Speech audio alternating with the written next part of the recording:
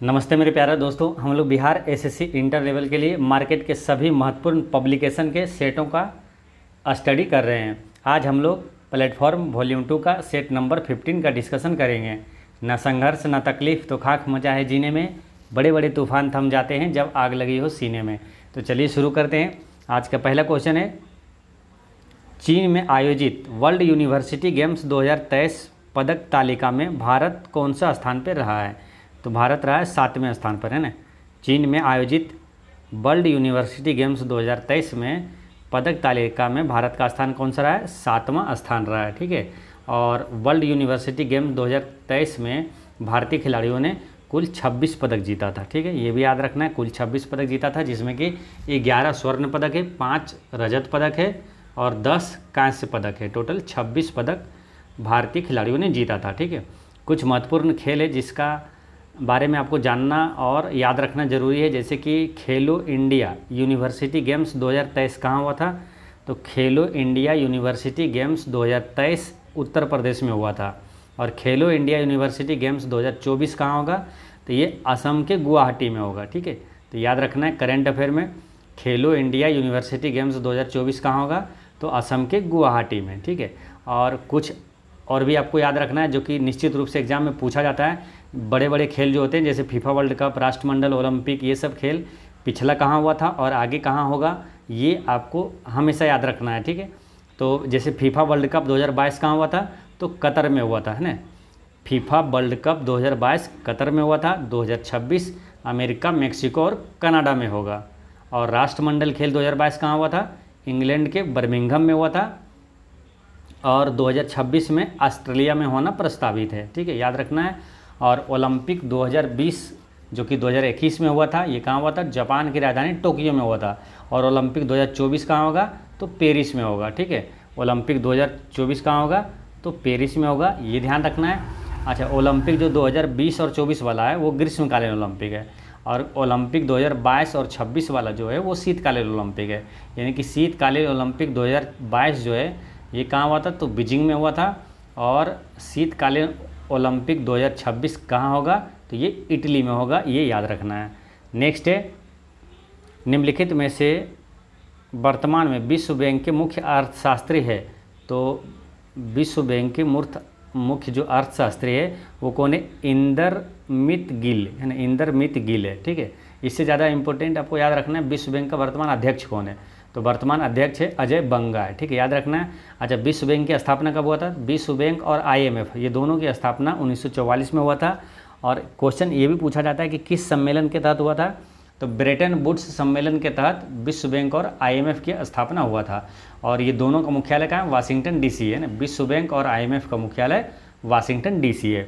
Next है कि अक्टूबर 2023 में बंगाल की खाड़ी में कौन सा तूफान के वजह से बांग्लादेश और पश्चिम बंगाल का क्षेत्र प्रभावित हुआ था? तो ये हामुन तूफान था, है ना। हामुन तूफान की वजह से बांग्लादेश और पश्चिम बंगाल का क्षेत्र प्रभावित हुआ था, ठीक है। और म्यांमार में एक चक्रवात आया था जिसका नाम था मोचा, ठीक है, ये ध्यान रखना है। म्यांमार में एक चक्रवात आया था जिसका नाम था मोचा। और इससे प्रभावित लोगों की सहायता करने के लिए भारत ने ऑपरेशन करुणा चलाया था, ठीक है, ध्यान रखना है। पूछा जाता है कि ऑपरेशन करुणा किससे संबंधित है? तो म्यांमार में जो चक्रवात के कारण प्रभावित लोगों की सहायता करने के लिए ऑपरेशन करुणा चलाया गया था, ठीक है। तो ये ध्यान रखना है। और चक्रवात जो विपर जो है इसका ये अरब सागर में आया था, ठीक है, याद रखना है। और इसका नामकरण किसने किया था? तो बांग्लादेश ने किया था, तो ये याद रखना है। और रही बात किसका? माईकोंग भी एक चक्रवात है जो बंगाल की खाड़ी से टकराया था। नेक्स्ट है कि स्वतंत्रता से पूर्व कौन सा भारतीय क्षेत्र काला पानी के नाम से जाना जाता था? काफ़ी इंपॉर्टेंट क्वेश्चन है, एग्जामों में कई बार पूछा गया है। तो काला पानी के नाम से जाना जाता था अंडमान एवं निकोबार द्वीप समूह, ठीक है। ये स्वतंत्रता से पहले काला पानी के नाम से ये जाना जाता था। अच्छा, अंडमान और निकोबार द्वीप समूह की राजधानी कहाँ है? तो पोर्ट ब्लेयर है, ठीक है, याद रखना है, पोर्ट ब्लेयर। भारत का एकमात्र जो सक्रिय ज्वालामुखी है वो बैरन ज्वालामुखी है, वो कहाँ है? तो अंडमान एवं निकोबार द्वीप समूह में है, ठीक है, याद रखना है। और एक है सुषुप्त ज्वालामुखी है बैरन, और एक है नरकोंडम जो है वो सुषुप्त ज्वालामुखी है, जो कि वो भी अंडमान एवं निकोबार द्वीप समूह में है, ठीक है। तो ये याद रखना है। और अभी हाल फिलहाल में अंडमान निकोबार द्वीप समूह के 21 द्वीपों का नाम जो है ना परमवीर चक्र विजेता जो है उनके नाम पे रखा गया था, ठीक है। तो ये भी ध्यान रखना है। अच्छा, कुछ इंपॉर्टेंट चीज़ें याद रखना है जो कि एग्जाम में पूछा जाता है, जैसे कि अंडमान एवं निकोबार द्वीप समूह का उपराज्यपाल अभी कौन है वर्तमान में, तो देवेंद्र कुमार जोशी है, ठीक है। याद रखना है देवेंद्र कुमार जोशी है। और आपका क्या है, सभी राज्य का तो राज्यपाल याद रहता है, लेकिन आपको जो केंद्र शासित प्रदेश है उसका कभी कभी भूल जाते हैं, इसलिए उनको रिवीजन करना है एक साथ, ठीक है। जैसे अंडमान निकोबार द्वीप समूह का उपराज्यपाल देवेंद्र कुमार जोशी है, जम्मू कश्मीर का उपराज्यपाल मनोज सिन्हा है, लद्दाख का उपराज्यपाल अभी कौन है, BD मिश्रा है, और दिल्ली का है BK सक्सेना यानी विनय कुमार सक्सेना है, और पुदुचेरी का अभी वर्तमान उपराज्यपाल है CP राधाकृष्णन है, दादरा नगर हवेली और दमन एवं दीप का है प्रफुल्ल पटेल, और लक्षद्वीप का भी उपराज्यपाल प्रफुल्ल पटेल है, ठीक है। यानी कि दादरा नगर हवेली और दमन एवं दीप और लक्षद्वीप ये दोनों का उपराज्यपाल प्रफुल्ल पटेल है, ठीक है। तो ये सारे इंपॉर्टेंट चीज़ें याद रखना है। नेक्स्ट है, किस देश में सर्वप्रथम पेट्रोलियम का उत्पादन हुआ था। सबसे पहले पेट्रोलियम का उत्पादन हुआ था संयुक्त राज्य अमेरिका में हुआ था, ठीक है। अच्छा, भारत में सर्वप्रथम तेल कुआं कहाँ खोदा गया था, तो असम में खोदा गया था, ठीक है।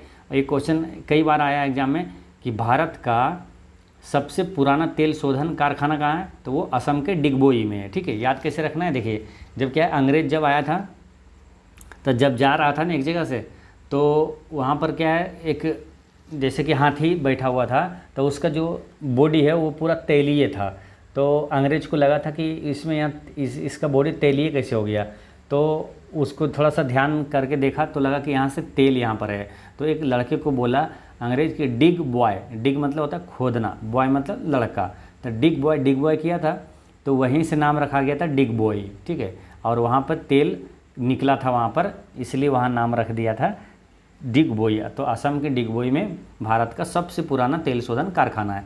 अच्छा, भारत की सबसे बड़ी पेट्रोलियम रिफाइनरी कौन सा है, तो वो जामनगर है गुजरात का, ठीक है। और पेट्रोलियम निर्यातक देशों का संगठन है ओपेक, है ना। ओपेक का मुख्यालय कहाँ है, तो ऑस्ट्रिया की राजधानी वियना में है ओपेक की मुख्यालय। नेक्स्ट है, पंडित जसराज का संबंध निम्नलिखित में से किस क्षेत्र से था, तो पंडित जसराज का संबंध ये शास्त्रीय गायन से था, है ना। इसका करेक्ट आंसर है शास्त्रीय गायन, ठीक है। और जसराज जो है पंडित जसराज, इनका संबंध किस घराने से था, तो मेवाती घराने से था, ये भी याद रखना है, मेवाती घराने से इनका संबंध था, ठीक है। अच्छा, उस्ताद बिस्मिल्लाह खां जो है इनको याद रखना है, प्रसिद्ध शहनाई वादक है ना, और इनका जन्म जो है उस्ताद बिस्मिल्लाह खां का बिहार के बक्सर के डुमराव में हुआ था। अच्छा, भारत में अभी जो शास्त्रीय नृत्य है वो कुल कितना है मालूम, तो कुल है शास्त्रीय नृत्य 9 है ना, 9 हो गया है, ये ध्यान रखना है। संस्कृति मंत्रालय ने छाऊ जो शास्त्रीय नृत्य है इनको मान्यता दिया है, ठीक है। और जो शास्त्रीय नृत्य है वो किस राज्य से है, किस राज्य का है, ये क्वेश्चन हमेशा पूछा जाता है। ये सब क्या सदाबहार क्वेश्चन है, शास्त्रीय नृत्य कला से निश्चित रूप से एग्जाम में आता ही आता है क्वेश्चन, ठीक है। तो आपको याद रख लेना, जैसे भरतनाट्यम किस राज्य का शास्त्रीय नृत्य है, तो भरतनाट्यम है तमिलनाडु का, और कथक कहाँ का है, तो उत्तर प्रदेश का है। अब कथक है और इसी तरह है कथकली, तो इसलिए कन्फ्यूजन ना हो, तो इसे याद दोनों को साथ में कैसे रखना है, देखिए कथक हो गया उत्तर प्रदेश, और कथकली कली केरल है ना, केरल में भी लास्ट में लो आ रहा है, और कथकली में भी लास्ट में लो आ रहा है, तो कथकली जो हो गया केरल हो गया, इसमें कन्फ्यूजन नहीं होगा, है ना। और याद भी रहेगा, कथक हो गया उत्तर प्रदेश का, वो या तो उत्तर भारत भी आता है, और कथकली केरल और मोहिनी अट्टम भी केरल का है, ठीक है। कथकली और मोहिनी अट्टम केरल का, ठीक है। और ओडिसी शास्त्रीय नृत्य कहाँ का है, तो ओडिसी नाम से ही स्पष्ट है ओडिशा का है, ओडिसी ओडिशा का है। फिर मणिपुरी मणिपुर का है ना, ये तो आसान है पूरा। मणिपुरी शास्त्रीय नृत्य कहाँ का है, मणिपुर का है। और कुचिपुड़ी शास्त्रीय नृत्य कहाँ का है, तो आंध्र प्रदेश का है। इसे याद कैसे रख लेना ताकि कभी ना भूले, तो आंध्रा में कचकापुड़िया खा गए हैं, यानी कि आंध्र प्रदेश का है शास्त्रीय नृत्य कुचिपुड़ी यानी कचकापुड़िया आंध्रा में खा गए, यानी कुचिपुड़ी कहाँ का है, आंध्र प्रदेश का है। और सतरिया कहाँ का, असम का है। सतरिया शास्त्रीय नृत्य जो है असम का, सतरिया असम। और छाऊ जो है ये उड़ीसा, झारखंड और पश्चिम बंगाल, ये तीनों जगह मनाया जाता है, ठीक है। तो ये ध्यान रखना है, छाऊ जो है उड़ीसा, झारखंड और पश्चिम बंगाल, ये तीनों जगह का है। नेक्स्ट क्वेश्चन है, कि संसार का छत किसे कहते हैं? तो संसार का छत कहते हैं किसे? पामीर का पठार को संसार का छत कहा जाता है। पामीर का पठार बोलते हैं, या तो इसे तिब्बत का भी पठार कहा जाता है। ये तिब्बत के पठार के उत्तर में ये पामीर का पठार ये स्थित है, ठीक है, तो ये ध्यान रखना है। तो संसार का छत किसे कहा गया? पामीर का पठार को। अच्छा, एक चीज़ यहाँ ध्यान रखना है, सतपुड़ा पर्वत से क्वेश्चन आता है कि सतपुड़ा पर्वत किन दो नदियों के बीच है? तो ये है नर्मदा और ताप्ती के बीच है, ठीक है। नर्मदा और ताप्ती के बीच क्या है? सतपुड़ा पर्वत है ना, तो इसे याद कैसे रख लेना? नास्ता, ठीक है। नर्मदा और ताप्ती के बीच है सतपुड़ा पर्वत है ना, तो नास्ता याद रखना है, एक शब्द याद रहेगा आपको, है ना, नास्ता, यानी कि नर्मदा, सतपुड़ा और ताप्ती, ठीक है, तो ये ध्यान रखना है। और सतपुड़ा जो टाइगर रिजर्व है, सतपुड़ा पर्वत है, ये सब कहाँ है? तो ये मध्य प्रदेश में, ठीक है, तो ये ध्यान रखना है। और सतपुड़ा पर्वत की सबसे ऊंची चोटी का नाम है धूपगढ़।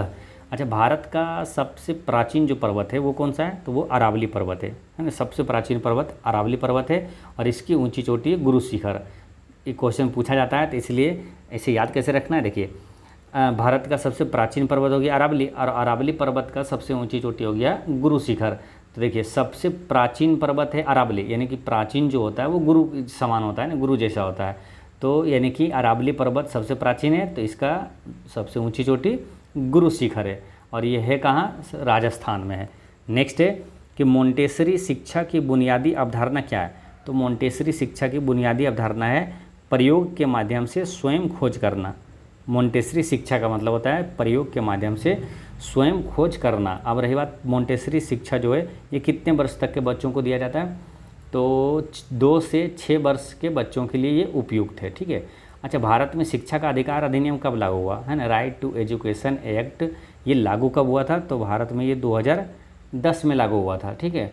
और 86वां संविधान संशोधन अधिनियम 2002 द्वारा अनुच्छेद 21 के ए जोड़ा गया, जिसमें 6 से 14 वर्ष के बच्चों को निःशुल्क एवं अनिवार्य शिक्षा का प्रावधान है, ठीक है, तो ये ध्यान रखना है। यानी कि अगर पूछा जाए कि कितने वर्ष तक के बच्चों के निःशुल्क अनिवार्य शिक्षा का प्रावधान है, तो वो है 6 से 14 वर्ष तक के बच्चों को। नेक्स्ट है, अंतर्राष्ट्रीय रूप से दिया जाने वाला पुरस्कार एबेल पुरस्कार निम्नलिखित में से किस एक क्षेत्र में जीवनकालिक उपलब्धियों के लिए प्रदान किया जाता है? तो ये दिया जाता है किस मालूम? गणित के क्षेत्र में ना, एबल पुरस्कार जो है गणित के क्षेत्र में दिया जाता है। अच्छा, एबल पुरस्कार 2024 किसे मिला है? तो मिशेल टेला ग्रैंड को मिला है ना, मिशेल टेला ग्रैंड को एबल पुरस्कार 2024 दिया गया है, और मिशेल टेला ग्रैंड जो है ये फ्रांस के थे, ठीक है, तो ये ध्यान रखना है। नेक्स्ट है, हाल ही में किस राज्य सरकार द्वारा महिलाओं और बच्चों में एनीमिया का पूर्ण उन्मूलन सुनिश्चित करने हेतु AMLAN यानी अम्लान अभियान शुरू किया गया है? तो इसका करेक्ट आंसर है ओडिशा, है ना। ओडिशा राज्य सरकार द्वारा महिलाओं और बच्चों में एनीमिया का पूर्ण उन्मूलन सुनिश्चित करने हेतु अम्लान अभियान शुरू किया गया। कहाँ? ओडिशा में किया गया, ठीक है, तो ये ध्यान रखना है। और ओडिशा से कुछ इम्पोर्टेंट क्वेश्चन और भी याद रखना है। जैसे क्वेश्चन आता है ना, ये आपका करंट अफेयर में आएगा कि 2024 का जो है गणतंत्र दिवस में सर्वश्रेष्ठ झांकी का पुरस्कार किसे दिया गया है? तो ये उड़ीसा राज्य को मिला है, ठीक है, उड़ीसा सरकार को सर्वश्रेष्ठ झांकी पुरस्कार मिला है 2024 का, ठीक है, ये ध्यान रखना है। और एनीमिया किसकी कमी के कारण होता है? तो आयरन की कमी के कारण होता है। और कोणार्क का सूर्य मंदिर कहाँ है? तो वो भी उड़ीसा में है, ठीक है। और लिंगराज मंदिर कहाँ है? वो भी उड़ीसा में है। पुरी का जगन्नाथ मंदिर कहाँ है? वो भी उड़ीसा में है, ठीक है, तो ये ध्यान रखना है। नेक्स्ट है, प्रसिद्ध पुस्तक दास कैपिटल लिखी गई है। तो दास कैपिटल के लेखक कौन है?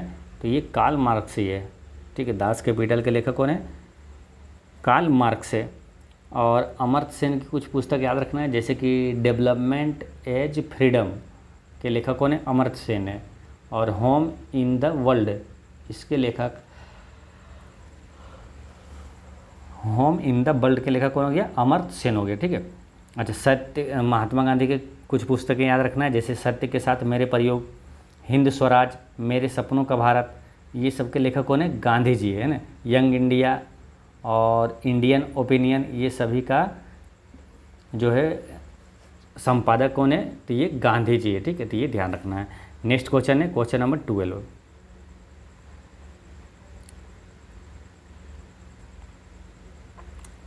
ग्लोबल हंगर सूचकांक 2023 में भारत किस स्थान पर रहा है? तो ग्लोबल हंगर सूचकांक यानी भूखमरी सूचकांक 2023 में भारत का स्थान रहा था 111वां। ठीक है, 111वां था विश्व हंगर सूचकांक 2023 में। ठीक है, तो ये ध्यान रखना है। और कुछ इम्पोर्टेंट सूचकांक है जो कि एग्जाम में बार बार वही पूछा जाता है, रिपीट होता है। जैसे मानव विकास सूचकांक 2023-24 में भारत का स्थान कैसा है? तो भारत का स्थान है 134वां है। ठीक है, 134वां यानी मानव विकास सूचकांक 2023-24 में भारत का स्थान 134वां है। विश्व खुशहाली सूचकांक में भारत का स्थान 126वां है। और वैश्विक शांति में भी जो 2023 का है सूचकांक में भारत का स्थान 126वां ही है। ठीक है, तो ये ध्यान रखना है। नेक्स्ट है अंतर्राष्ट्रीय पृथ्वी दिवस 2023 का विषय है। तो अंतर्राष्ट्रीय पृथ्वी दिवस 2023 का विषय जो है, अंतर्राष्ट्रीय पृथ्वी दिवस 2023 का विषय क्या है? तो इसका करेक्ट आंसर है हमारे ग्रह में निवेश करें, है ना। इन्वेस्ट इन आवर प्लानेट, हमारे ग्रह में निवेश करें। ठीक है, लेकिन अब 2024 का भी जो अंतर्राष्ट्रीय पृथ्वी दिवस हो गया है, तो 2024 का थीम भी याद रखना है आपको। पृथ्वी दिवस 2024 का थीम है ग्रह बनाम प्लास्टिक, है ना। ग्रह बनाम प्लास्टिक, ये याद रखना है। अच्छा, विश्व पृथ्वी दिवस कब मनाया जाता है? तो 22 अप्रैल को मनाया जाता है। ठीक है, 22 तारीख जब भी आए तो 4 क्वेश्चन निश्चित रूप से रिवीजन कर लेना हमेशा। जैसे 22 मार्च की बात करें तो विश्व जल दिवस मनाया जाता है, और 22 मार्च को ही बिहार दिवस भी मनाया जाता है। 22 अप्रैल को विश्व पृथ्वी दिवस और 22 मई को अंतर्राष्ट्रीय जैव विविधता दिवस मनाया जाता है। ठीक है, तो ये ध्यान रखना है। नेक्स्ट है निम्नलिखित में से किस राजवंश के शासनकाल को भारतीय इतिहास का स्वर्णकाल कहा जाता है? तो भारतीय इतिहास का स्वर्णकाल कहा जाता है गुप्त वंश को, यानी गुप्त वंश को भारतीय इतिहास का स्वर्णकाल कहा जाता है। अब इसमें भी क्वेश्चन आता है कि किसके शासनकाल को मुगल वास्तुकला का स्वर्णकाल कहा जाता है? तो इस शाहजहाँ के शासनकाल को क्या वास्तुकला का स्वर्ण युग कहा जाता है। ठीक है, तो ये भी ध्यान रखना है। नेक्स्ट है 2011 की जनगणना के अनुसार भारत की जनसंख्या है। तो 2011 की जनगणना के अनुसार भारत की जनसंख्या कितनी है? 1.21 बिलियन। ठीक है, 121 है ना करोड़, ने 1 अरब 21 करोड़ भारत की जनसंख्या है। चलिए नेक्स्ट क्वेश्चन है आपका जीके जीएस का क्वेश्चन आता है 31 से। और कल से हम लोग आपका प्लेटफॉर्म वॉल्यूम 3 का भी सेट शुरू कर देंगे, है ना, और इसको भी जल्दी जल्दी ख़त्म कर देंगे और प्लेटफॉर्म वॉल्यूम 3 का भी सेट स्टार्ट करेंगे। तक्षशिला का प्राचीन शहर किन 2 नदियों के बीच स्थित है? तक्षशिला का प्राचीन शहर ये स्थित है सिंधु और झेलम के बीच स्थित है। ठीक है, तो ये ध्यान रखना है। और जो गंधार महाजनपद की राजधानी कहाँ थी मालूम? तो ये तक्षशिला ही था। गंधार महाजनपद की राजधानी तक्षशिला थी। सबसे प्राचीन विश्वविद्यालय अगर पूछा जाए दुनिया का तो वो तक्षशिला है। और भारत का सबसे प्राचीन विश्वविद्यालय है वो नालंदा विश्वविद्यालय है। और नालंदा विश्वविद्यालय की स्थापना किसने करवाया था? तो कुमारगुप्त प्रथम ने करवाया था। और विक्रमशिला विश्वविद्यालय की स्थापना धर्मपाल ने करवाया था। और दोनों को नष्ट किसने किया था? तो बख्तियार खिलजी ने किया था। ये भी याद रखना है, यानी कि विक्रमशिला विश्वविद्यालय और नालंदा विश्वविद्यालय दोनों को नष्ट किया था, जला दिया था किसने? बख्तियार खिलजी ने। और बख्तियार खिलजी ने जलाया था। इसे याद कैसे रखना है? देखिए, जो बख्तियारपुर स्टेशन का नाम है ये बख्तियार खिलजी के नाम पर ही रखा गया है। नेक्स्ट है कि हड़प नीति किस गवर्नर ने अपनाई थी? तो ये अपनाया था लॉर्ड डलहौजी ने, है ना। हड़प नीति लॉर्ड डलहौजी ने अपनाया था। ये ध्यान रखना, हड़प नीति बोले या डॉक्ट्रिन ऑफ लैप्स बोले, है ना। तो ये किस गवर्नर ने अपनाई थी? तो डलहौजी ने। डलहौजी के समय ही भारत में पहली बार 1853 में रेल चली थी। ठीक है, तो ये भी ध्यान रखना है, डलहौजी के समय है। ठीक है, और बात करें यहाँ पर नेक्स्ट क्वेश्चन की, तो चित्तौड़ का कीर्ति स्तंभ किसने बनवाया था? तो चित्तौड़ का कीर्ति स्तंभ बनवाया था राणा कुंभा ने बनवाया था। ठीक है, अच्छा, विजय स्तंभ का भी निर्माण महाराणा कुंभा ने करवाया था। ठीक है, तो ये भी ध्यान रखना है। और खानवा का युद्ध जो है 1527 में बाबर और राणा संगा के बीच हुआ था, है ना। खानवा का युद्ध जो है 1527 में हुआ था, बाबर और राणा संगा के बीच हुआ था। ठीक है, तो ये ध्यान रखना है। नेक्स्ट है, मुंडाओं ने विद्रोह कब किया? तो मुंडाओं ने विद्रोह कब किया था? तो ये किया था 1899 से 1900 ईस्वी के बाद, है ना। मुंडाओं ने विद्रोह किया था कब? 1899 से 1900 ईस्वी में वो किया था। अच्छा, मुंडा विद्रोह का नेतृत्व किसने किया था? तो बिरसा मुंडा ने किया था। बिरसा मुंडा के गुरु का नाम क्या है? तो वो आनंद पांडे था। और मुंडा विद्रोह हुआ था कहाँ? तो ये झारखंड में हुआ था। ठीक है, तो ये सारी चीज़ें याद रखना है। नेक्स्ट है कि पुरी का जगन्नाथ जिसके सम्मान में की जाती है, किसके सम्मान में की जाती है? पुरी का जगन्नाथ, जो पुरी का रथ यात्रा जो है किसके सम्मान में? तो ये भगवान जगन्नाथ है ना, ऐसे भी बोलते हैं डायरेक्ट पुरी का जगन्नाथ मंदिर। ठीक है, तो पुरी की यात्रा जो है भगवान जगन्नाथ के सम्मान में किया जाता है। नेक्स्ट क्वेश्चन है, गुरु कालूचरण महापात्र की शास्त्रीय नृत्य शैली में निपुण थे? तो ये थे किस में मालूम? ये थे ओडिसी में। ओडिसी शास्त्रीय नृत्य में ये निपुण थे, गुरु कालूचरण महापात्र। ठीक है, तो ये ध्यान रखना है, गुरु जो है कालूचरण महापात्र शास्त्रीय नृत्य शैली में निपुण थे। किसमें? तो ओडिसी में। ठीक है, तो ये ध्यान रखना है। नेक्स्ट क्वेश्चन आपका 37।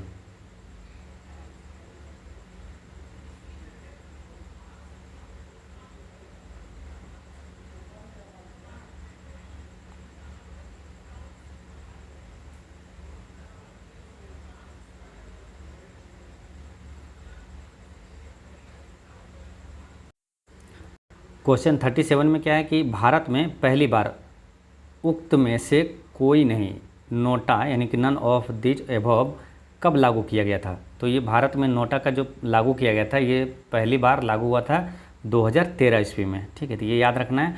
अच्छा, भारत निर्वाचन आयोग की स्थापना कब हुआ था?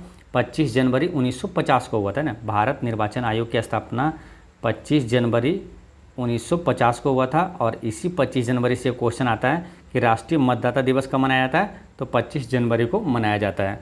नेक्स्ट है कि सौरमंडल का सबसे बाह्यतम ग्रह जो है निम्नलिखित में से कौन सा है? तो सौरमंडल का सबसे बाह्यतम ग्रह है नेपच्यून यानी वरुण है। ठीक है, यहाँ से कई क्वेश्चन बन जाता है जब आपको याद रहता है कि सूर्य से बढ़ते क्रम में, सूर्य से दूरी के जो है बढ़ते क्रम में ग्रह का याद रखना है आपको। जैसे कि पहले क्या आता है, सूर्य से सबसे नज़दीक ग्रह है बुध, शुक्र, पृथ्वी, मंगल, फिर यहाँ बृहस्पति, शनि, अरुण, वरुण। ठीक है, अब यहाँ से कई क्वेश्चन बन जाएगा। जैसे अगर यहाँ पूछा कि सबसे बाह्यतम ग्रह हो गया तो ये वरुण हो गया। ठीक है, वरुण को इंग्लिश में क्या बोलते हैं? नेपच्यून। तो ये वरुण हो गया। अब सूर्य के सबसे नज़दीक का ग्रह कौन सा हो जाएगा? तो बुध हो जाएगा। ठीक है, याद रख लेना है। और यहाँ अगर पूछ लिया जाए कि पृथ्वी जो है किन दो ग्रहों के बीच है? तो शुक्र और मंगल के बीच है। ठीक है, और सबसे बड़ा ग्रह है बृहस्पति और सबसे छोटा ग्रह है बुध। ठीक है, और यहाँ पर क्या होता है कि बुध, शुक्र, पृथ्वी, मंगल ये 4 हो गया, और ये बृहस्पति, शनि, अरुण, वरुण ये 4 हो गए, टोटल हो गया 8। तो 4 करके याद रखना है। यहाँ पर है क्षुद्र ग्रह। ठीक है, क्षुद्र ग्रह है। क्वेश्चन यहाँ कई बार पूछा गया है कि क्षुद्र ग्रह किसके बीच है? तो क्षुद्र ग्रह मंगल और बृहस्पति के बीच है। ठीक है, यहाँ से देखिए याद कर लेंगे, मंगल और बृहस्पति के बीच यहाँ पर क्षुद्र ग्रह है। और क्षुद्र ग्रह के जो बाएं तरफ है इसे कहा जाता है आंतरिक ग्रह, और क्षुद्र ग्रह के दाहिने साइड जो है इसे कहा जाता है बाह्य ग्रह कहा जाता है। ठीक है, कई बार क्वेश्चन पूछा गया है कि इनमें से कौन सा आंतरिक ग्रह नहीं है? तो इसमें से 3 दे देगा, एक मान के चलिए शनि इधर दे दिया, तो उसमें से क्या हो जाएगा? शनि, चाहे अरुण दे दिया, चाहे वरुण दे दिया, तो वो क्या हो जाएगा? आंतरिक ग्रह नहीं होगा। ठीक है, तो ये ध्यान रखना है, सारे ये इंपॉर्टेंट चीज़ें हैं, याद रखना है। ठीक है, अच्छा, सबसे ज़्यादा अभी उपग्रह जो है वर्तमान में किस ग्रह के पास है? तो शनि ग्रह के पास है 195 उपग्रह, और बृहस्पति के पास है, सॉरी शनि के पास कितना 145 है ना, 145 है, और बृहस्पति के पास है कितना 95 उपग्रह है। ठीक है, तो ये ध्यान रखना है। नेक्स्ट है कि निम्नलिखित में से किसने भारत के योजना आयोग के उपाध्यक्ष के रूप में कार्य किया है? तो भारत के योजना आयोग के उपाध्यक्ष के रूप में प्रणब मुखर्जी ने काम किया है। ठीक है, ये ध्यान रखना है। अच्छा, योजना आयोग का अभी वर्तमान में जो अब क्या बदल के कर दिया गया नाम, नीति आयोग है ना। नीति आयोग की स्थापना कब हुआ? 1 जनवरी 2015 को हुआ था। ठीक है, नीति आयोग का अध्यक्ष कौन होता है? तो होता है प्रधानमंत्री। वर्तमान में कौन है? श्री नरेंद्र मोदी जी। और नीति आयोग का वर्तमान उपाध्यक्ष कौन है? तो सुमन बेरी है। और वर्तमान CEO कौन है? तो सुब्रमण्यम है। नेक्स्ट है कि भरत जन के नाम पर इंडिया का नाम भारत रखा गया। निम्नलिखित में से किस वेद में इस जन का सर्वप्रथम उल्लेख मिलता है? तो किसमें? ऋग्वेद में सर्वप्रथम उल्लेख इसका मिलता है। ये जो भारत के नाम पर भारत नाम रखा गया। ठीक है, ऋग्वेद क्या? सबसे प्राचीन वेद है ऋग्वेद। ठीक है, सबसे प्राचीन वेद है ऋग्वेद है, ये ध्यान रखना है। और वेद कितना है? 4 है ना, ऋग्वेद और यजुर्वेद, सामवेद और अथर्ववेद। ठीक है, सबसे प्राचीन वेद हो जाता है ऋग्वेद। ऋग्वेद से ही जैसे गायत्री मंत्र किस वेद से लिया गया?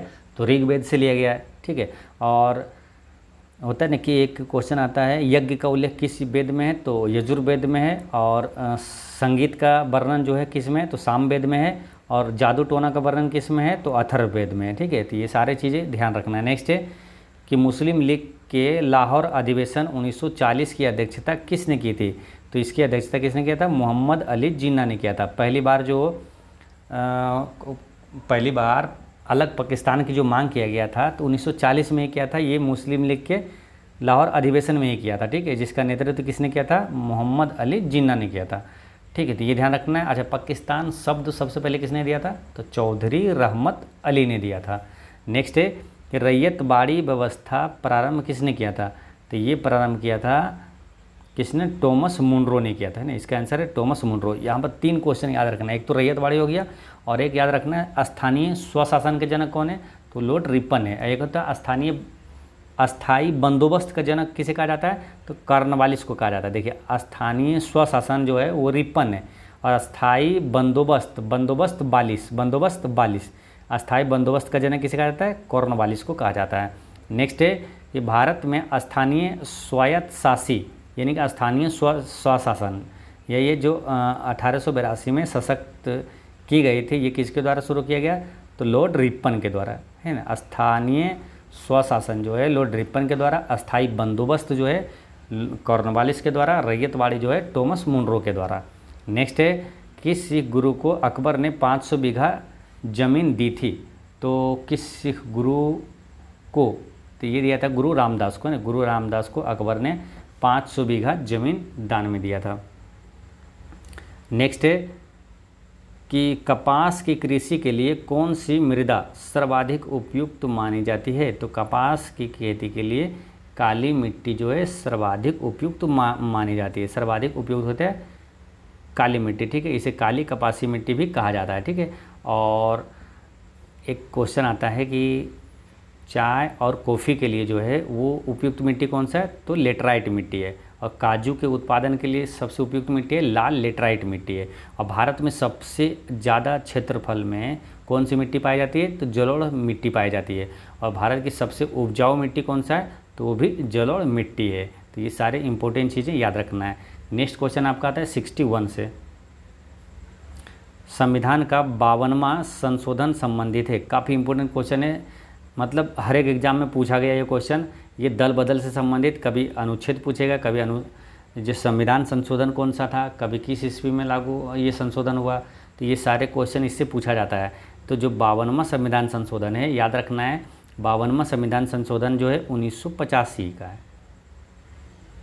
ठीक है, और ये दल बदल से संबंधित है और 10वीं अनुसूची में। दल बदल 10वीं अनुसूची, दल बदल है ना, दल बदल 10वीं अनुसूची में।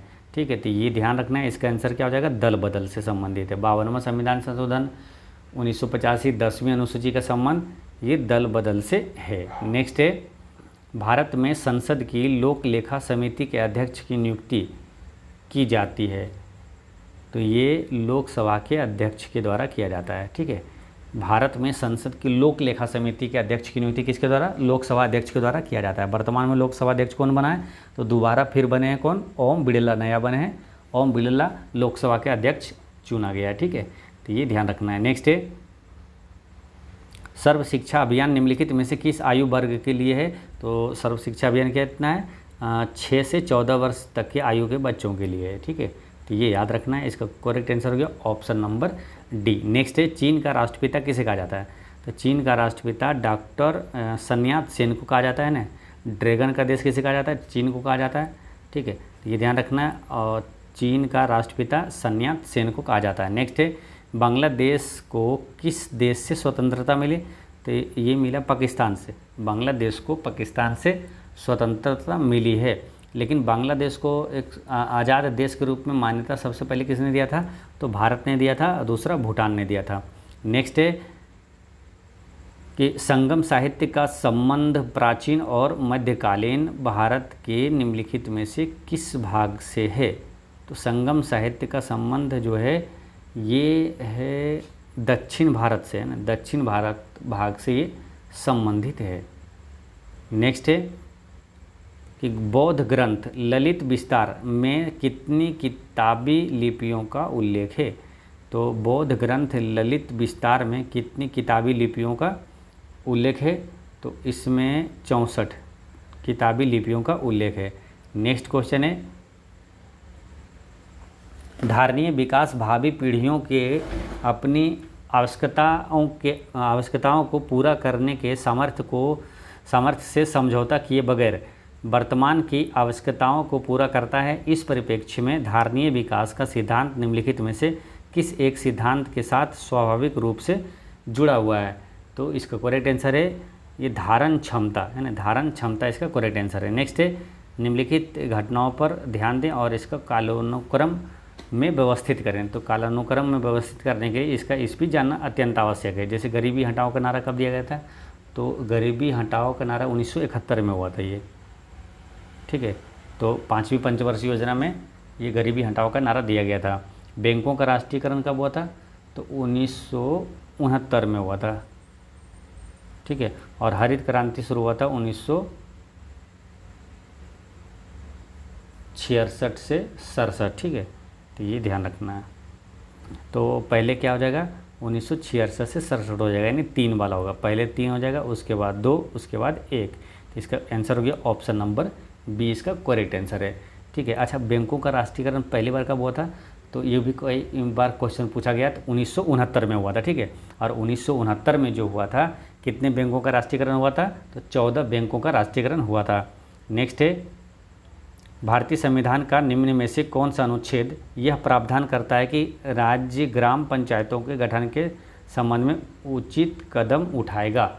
तो इसका करेक्ट आंसर है अनुच्छेद 40। ठीक है, ग्राम पंचायत का गठन किस अनुच्छेद में दिया हुआ है? तो अनुच्छेद 40 में है। नेक्स्ट है कि वित्तीय समावेशन एवं आर्थिक भागीदारी सुनिश्चित करने वाली महत्वाकांक्षी योजना का नाम क्या है?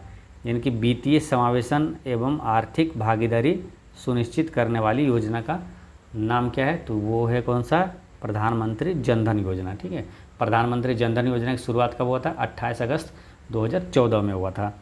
नेक्स्ट है, विकासशील देशों में ग्रामीण गरीबों को कम करने के लिए वर्ष डेस में international fund for agriculture development का गठन किया गया, है ना। तो ये कब किया गया?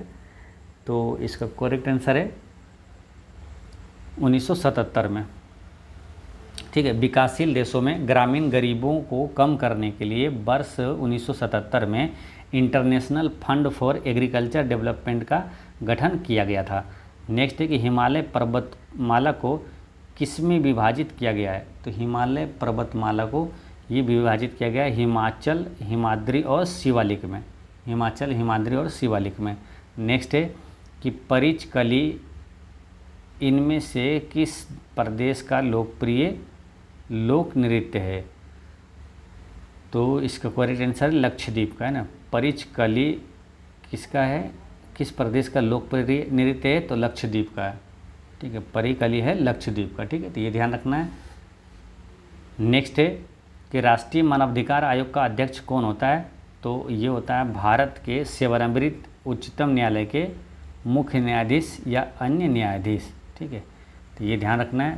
तो राष्ट्रीय मानवाधिकार आयोग का अध्यक्ष कौन होगा? तो जो भारत के सेवानिवृत्त उच्चतम न्यायालय के मुख्य न्यायाधीश या तो अन्य न्यायाधीश यानी सुप्रीम कोर्ट का व्यक्ति होना चाहिए। ठीक है, और राष्ट्रीय मानवाधिकार आयोग का वर्तमान अध्यक्ष कौन है? तो हैं वर्तमान में अरुण कुमार मिश्रा है। नेक्स्ट क्वेश्चन आता है आपका 91 से।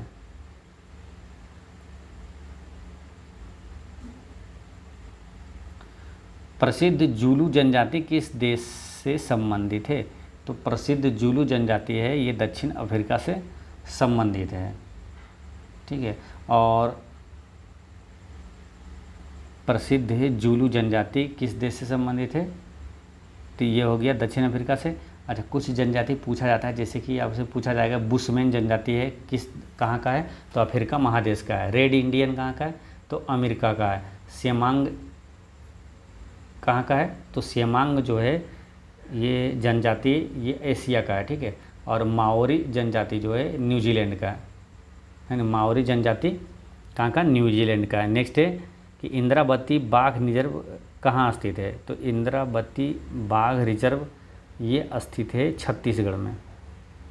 ठीक है, ये ध्यान रखना है। अच्छा, पचमढ़ी कहाँ है? तो पचमढ़ी राष्ट्रीय उद्यान कहाँ है?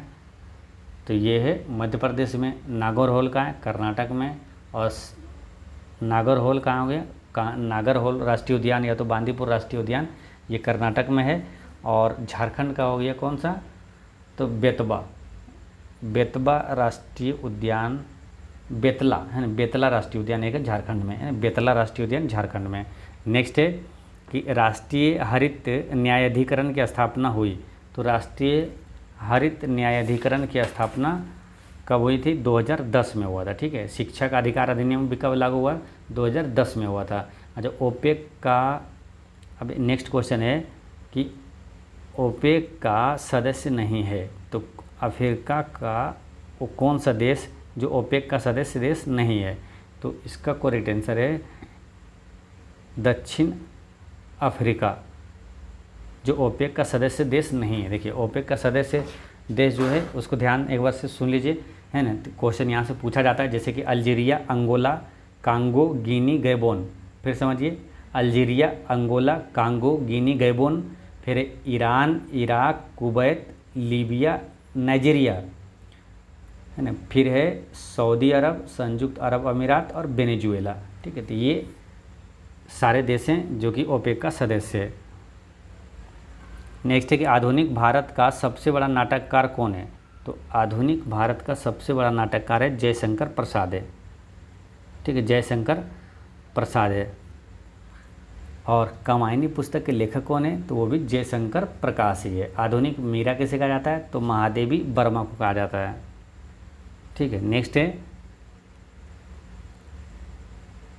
आधुनिक आवर्त सारणी के किस वर्ग में पूर्ण आवरण वाले संयोजी इलेक्ट्रॉन और रासायनिक रूप से अक्रिय तत्व होते हैं? यानी कि आधुनिक आवर्त सारणी के किस वर्ग में पूर्ण आवरण वाले संयोजी इलेक्ट्रॉन और रासायनिक रूप से अक्रिय तत्व होते हैं? तो अक्रिय गैस किस वर्ग में है? तो वर्ग 18 में है ना। 18 के तत्व जो है ये क्या है? 18 के तत्व जो है ये आवर्त सारणी में क्या है? अक्रिय तत्व है। ठीक है, निष्क्रिय गैस है ये। तो इसका करेक्ट आंसर क्या हो जाएगा? 18। अच्छा, आधुनिक आवर्त सारणी में आवर्त की संख्या कितनी है? तो आवर्त की संख्या है 7 और वर्ग है 8 है। नेक्स्ट है कि प्रकाश संश्लेषण की प्रक्रिया के दौरान कौन सी गैस उत्पन्न होती है? तो प्रकाश संश्लेषण की प्रक्रिया के दौरान ये गैस उत्पन्न होती है ऑक्सीजन। ठीक है, यहाँ से 2 क्वेश्चन आता है। प्रकाश संश्लेषण का जो मुख्य उत्पाद क्या है? तो वो है ग्लूकोज, ग्लूकोज यानी कि कार्बोहाइड्रेट। और प्रकाश संश्लेषण का अंतिम उत्पाद अगर पूछे तो वो क्या है? अंतिम उत्पाद है जल। ठीक है, ऑप्शन में जल अगर नहीं रहे तो आंसर इसका ऑक्सीजन हो जाएगा। ठीक है, नेक्स्ट क्वेश्चन है आपका 98।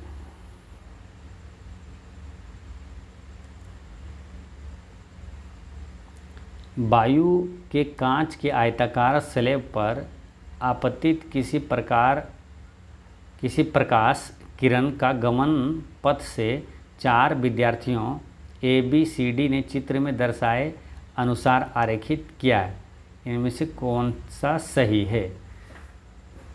तो देखिए क्या है, वायु के कांच के आयताकार स्लेब में आपतित प्रकाश की किरण, तो जो आपतित प्रकाश की किरण जो है वो वायु से कांच में जब प्रवेश करती है तो क्या होता है, जब कांच में प्रवेश करेगी तो अभिलंब की ओर झुक जाएगी, और जब फिर कांच से वायु में प्रवेश करेगी तो अभिलंब से दूर हट जाएगी। ठीक है, तो इस तरह से इसका आंसर होता है ऑप्शन नंबर बी। इसका करेक्ट आंसर है ऑप्शन नंबर बी हो गया। नेक्स्ट आपका है कि प्रतिरोध का एसआई मात्रक होता है, तो प्रतिरोध का एसआई मात्रक होता है ओम, लेकिन याद रखना आपको प्रतिरोध का एसआई मात्रक ओम हो गया। प्रतिरोधकता का एसआई मात्रक क्या हो जाएगा, तो प्रतिरोधकता ओम मीटर है ना, प्रतिरोधकता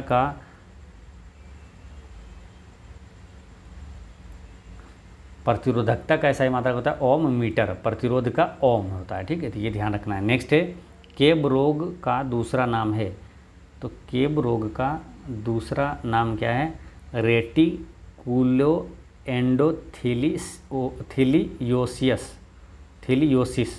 रेटिकुलो एंडोथीलियोसिस। ठीक है, तो ये ध्यान रखना है।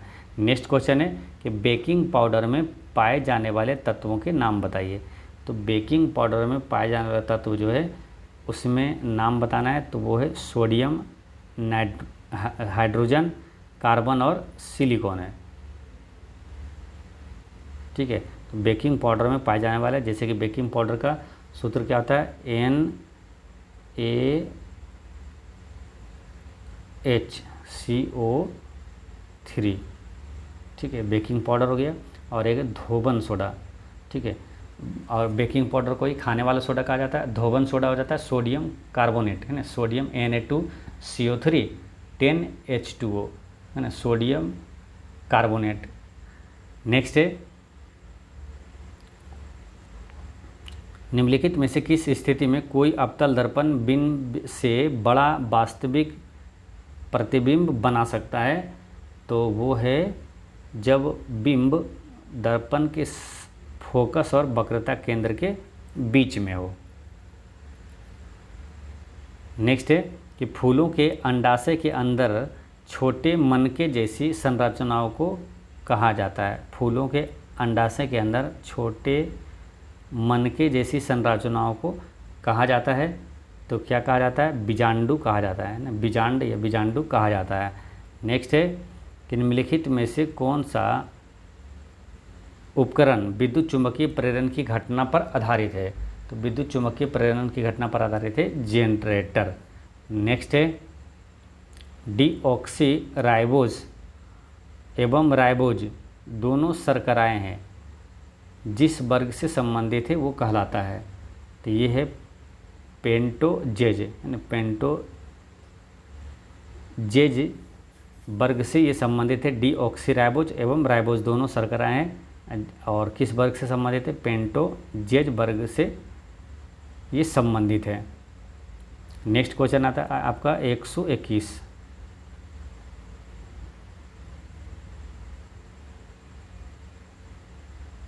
कि इनमें से किस मिश्रण का उपयोग सोने को शुद्ध करने के लिए किया जाता है, तो सोने को शुद्ध करने के लिए किसका, एक्वा रेजिया का प्रयोग किया जाता है। ठीक है, एक्वा रेजिया का प्रयोग किया जाता है। अब एक्वा रेजिया का सूत्र क्या होता है, एक्वा रेजिया में क्या होता है, सोडियम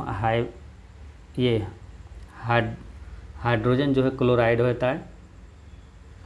ठीक है, एक्वा रेजिया में HCl और जो है अमोनिया HNO3, ये दोनों का रेशियो कितना होता है मालूम, 3:1 होता है। ठीक है, एक्वा रेजिया में हाइड्रोजन क्लोराइड यानी HCl और क्या बोलता है ये अमोनिया है ना, HNO3 का रेशियो जो होता है 3:1 का होता है। ठीक है, तो ये ध्यान रखना है। नेक्स्ट है निम्नलिखित में से कार्बन के कौन से मिश्रण का द्रव बनने और उबलने का तापमान सर्वाधिक है, तो इसका करेक्ट आंसर है एसिटिक एसिड है ना। कौन से कार्बन के कौन से मिश्रण का द्रव बनने और उबलने के तापमान सर्वाधिक है तो एसिटिक एसिड का। नेक्स्ट है कि डैश से एक नेटवर्किंग डिवाइस है जो एक कंप्यूटर या संचार उपकरणों को जोड़ने के दौरान नेटवर्क ट्रैफिक को फिल्टर करता है। ठीक है, तो इसका करेक्ट आंसर है स्विच। स्विच एक नेटवर्किंग डिवाइस है जो कई कंप्यूटरों या संचार उपकरणों को जोड़ने के लिए नेटवर्क ट्रैफिक को फिल्टर करता है, तो वो है स्विच। इसका करेक्ट आंसर है स्विच। नेक्स्ट है कि पेप्टिक ब्रन के जीवाणु का पता लगाने वाले वैज्ञानिक का नाम था, तो उसका नाम क्या था?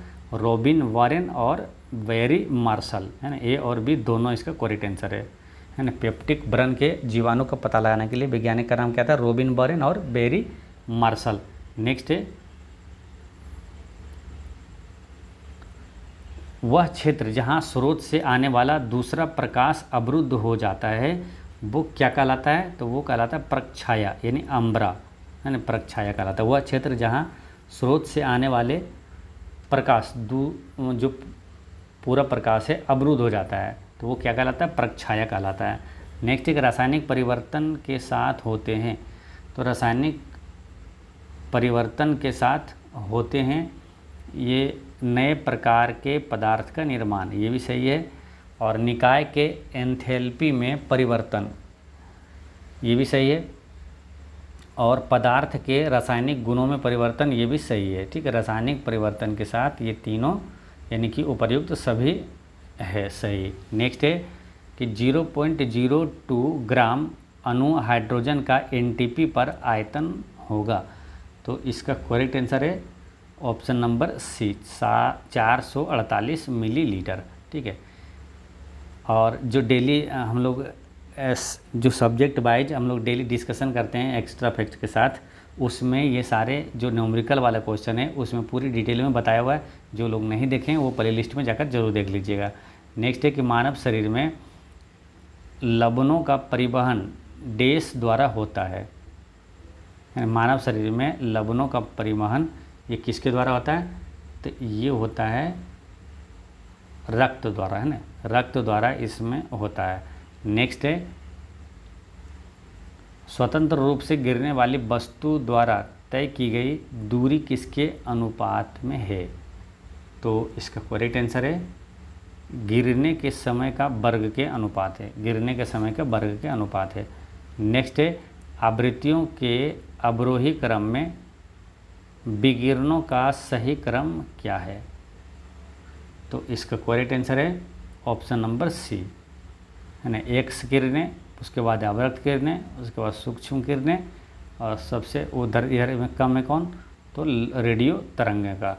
नेक्स्ट है कि आवर्त सारणी में किसी तत्व की स्थिति उसमें मौजूद डैश की संख्या से निर्धारित होती है, तो इसका करेक्ट आंसर है प्रोटॉन, है ना। आवर्त सारणी में किसी तत्व की स्थिति उसमें मौजूद प्रोटॉन की संख्या के से निर्धारित होती है। नेक्स्ट है जब पानी से भरे हुए एक बीकर में एक कॉर्क और कील को रखा जाता है तो कॉर्क तैरता है जबकि कील डूब जाता है। इसके पीछे का कारण क्या है? तो इसके पीछे का कारण है लोहे की कील का घनत्व पानी के घनत्व से अधिक है। ठीक है, इसका करेक्ट आंसर बी हो गया। नेक्स्ट है कि सोडियम थायोसल्फेट का सूत्र है, तो सोडियम थायोसल्फेट का सूत्र क्या है? ठीक है, तो वो है Na2S2O3, Na2S2O3। ठीक है, इसका करेक्ट आंसर हो गया। नेक्स्ट है यदि किसी नमक का pH मान 14 है तो वो नमक डैश होता है, तो इसका करेक्ट आंसर है वो नमक कैसा होता है? कमज़ोर एसिड और सशक्त बेस बनाता है। ठीक है, कमज़ोर एसिड और सशक्त बेस, है। 14 जो pH मान है, देखिए pH मान क्या होता है? 7 के बराबर जो है उदासीन होता है, 7 से कम अम्लीय होता है, 7 से ज़्यादा जो होता है pH मान वो क्षारीय होता है। और pH स्केल का आविष्कार किसने किया था? ये सोरेनसन ने किया था। नेक्स्ट है कि DNA संश्लेषण को प्रभावित करता है, तो डीएनए संश्लेषण को प्रभावित करता है कौन?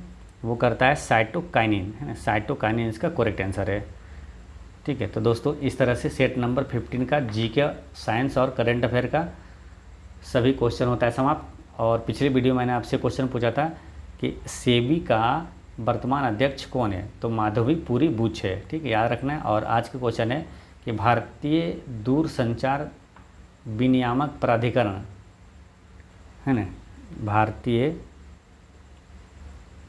दूरसंचार विनियामक प्राधिकरण जो कि है ट्राई बोलते हैं हम लोग, ट्राई का अध्यक्ष भी वर्तमान में कौन है? तो इसका आंसर आप कमेंट में दीजिएगा और कोई भी डाउट हो तो कमेंट में पूछिएगा। और एक चीज़ हमेशा याद रखना है कि आपकी मुस्कान एक अनमोल खजाना है, इसे छोटी छोटी बातों में खोने ना दें। पढ़ते रहें, मुस्कुराते रहें। जय हिंद दोस्तों।